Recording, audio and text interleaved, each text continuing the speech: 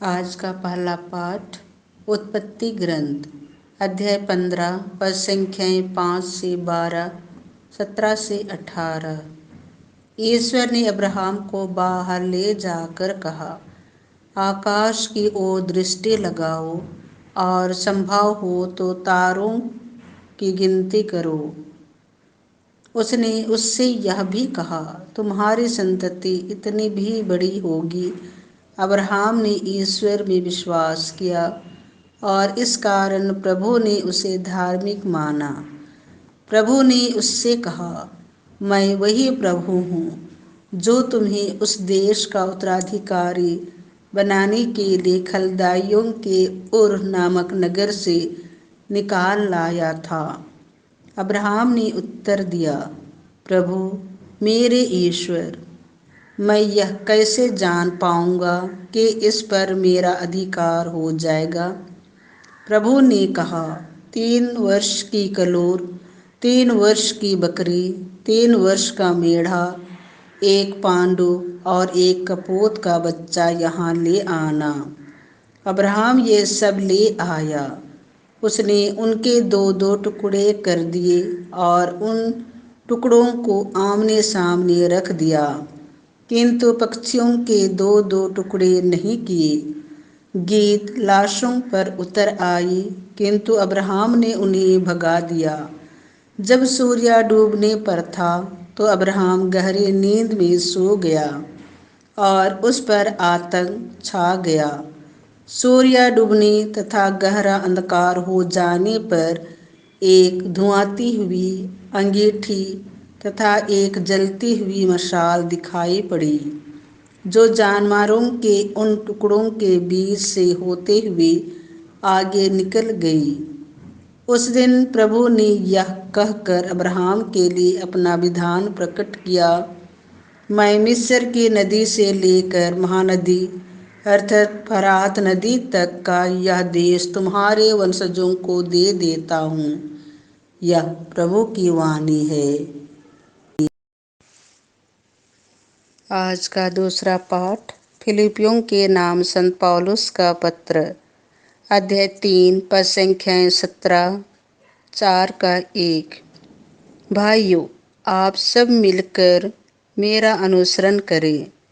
मैंने आप लोगों को एक नमूना दिया, इसके अनुसार चलने वालों पर ध्यान देते रहें, क्योंकि जैसा कि मैं आपसे बार बार कह चुका हूँ और अब रोते हुए कहता हूँ, बहुत से लोग ऐसा आचरण करते हैं कि मसीह के क्रूस के शत्रु बन जाते हैं। उनका सर्वनाश निश्चित है। वे भोजन को अपना ईश्वर बना लेते हैं और ऐसी बातों पर गर्व करते हैं जिन पर लज्जा करनी चाहिए। उनका मन संसार की चीज़ों में लगा हुआ है। हमारा स्वदेश तो स्वर्ग है और हम स्वर्ग से आने वाले मुक्तिदाता प्रभु यीशु मसीह की राह देखते रहते हैं। वह जिस सामर्थ्य द्वारा सब कुछ अपने अधीन कर सकते हैं, उसी के द्वारा वह हमारे तुच्छ शरीर का रूपांतरण करेंगे और उसे अपने महिमामय शरीर के अनुरूप बना देंगे। इसीलिए मेरे लिए भाइयों, प्रभु में इस तरह दृढ़ रहिए। प्रिय भाइयों, मुझे आप लोगों से मिलने की बड़ी इच्छा है। आप मेरे आनंद और मेरे मुकुट हैं। यह प्रभु की वाणी है। संत लूकास के अनुसार पवित्र सुसमाचार अध्याय 9 पद संख्या 28 से 36। इन बातों के करीब 8 दिन बाद ईसा पेतरुस, यूहन्ना और याकूब को अपने साथ ले गए और प्रार्थना करने के लिए एक पहाड़ पर चढ़े। प्रार्थना करते समय ईसा के मुखमंडल का रूपांतरण हो गया और उनके वस्त्र उज्जवल होकर जगमगा उठे। 2 पुरुष उनके साथ बातचीत कर रहे थे। वे मूसा और एलियस थे, जो महिमा सहित प्रकट होकर यरूशलेम में होने वाली उनकी मृत्यु के विषय में बातें कर रहे थे। पेतरुस और उसके साथी जो ऊँघ रहे थे अब पूरी तरह जाग गए। उन्होंने ईसा की महिमा को और उनके साथ उन दोनों पुरुषों को देखा। वे विदा हो ही रहे थे कि पेतरुस ने ईसा से कहा, गुरुवर, यहाँ होना हमारे लिए कितना अच्छा है। हम 3 तंबू खड़ा कर दे, एक आपके लिए, एक मूसा और एक इलियस के लिए। उसे पता नहीं था कि वह क्या कर रहा है।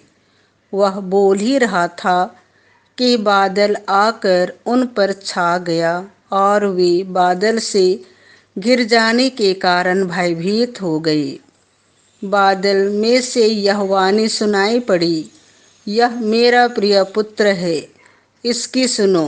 वाणी समाप्त होने पर ईसा अकेले ही रह गए। शिष्य इस संबंध में चुप रहे और उन्होंने जो देखा था उस विषय पर वे उन दिनों किसी से कुछ नहीं बोले। यह प्रभु का सुसमाचार है।